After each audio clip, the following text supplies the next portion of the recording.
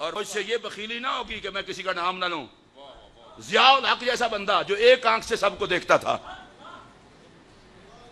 उसने भी जब अक़वाम मुत्तहिदा में बंदे भेजने की बारी आई तो उसकी नजर भी ज़ियाउल उम्मत पीर मोहम्मद करम शाह अल-अज़हरी पर पड़ी।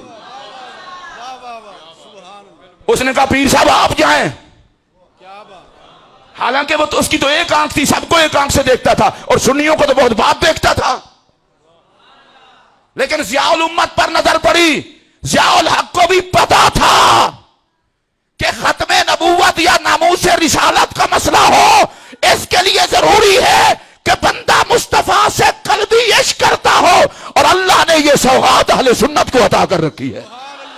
नाराए तकबीर, नाराए रिसालत, नाराए हैदरी, ताजदारे खत्मे नबूवत। हजरत पीर मोहम्मद करम शाह साहब अल-अज़हरी रहमतुल्लाह अलैह तशरीफ ले गए। आपने जाकर काफिर सफीरों को समझाया, असेंबली में कोई एक भी मिर्जे के हक में ना आया। अच्छा ये लंबी चौड़ी तफसीर में नहीं जाता, मैं सिर्फ एक जुमला कहूंगा। मैं देखता हूं ना कौन किस ज़ौक़ का मालिक है। मुझे लगता यह है उन्हें काफरां ज़ियाउल उम्मत दा चेहरा वेख्या, उन्हें आख्या जी खत्मे नबूवत दा वकील एडा सोहना है, मुहम्मद किड्डा सोहना होना है।